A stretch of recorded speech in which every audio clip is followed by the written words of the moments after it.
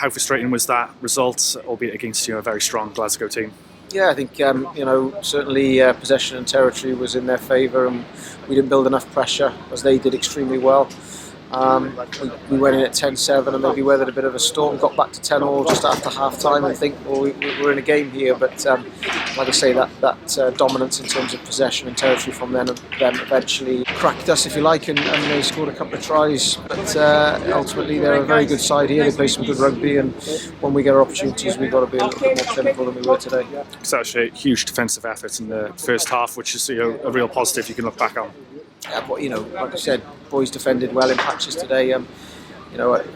Against a huge amount of possession and territory, but eventually that you can't stay in a game for that long and defending for that long. Eventually you're going to crack, and we did crack today. And when we got our opportunities, the other side of the ball, we failed to convert them. And it is something we need to be more clinical. We need to carry on working hard in training on that. But ultimately, I think tonight we've got to credit Glasgow. They put us under huge pressure, and they've got the result that they needed from it. Good time to shift focus onto Europe. Yeah, definitely. It's a group that we sit joint top of the pool in. We now have an opportunity, if we can win 2 games, to potentially have a quarter-final and go for some silverware. And that's a competition we're still very much in.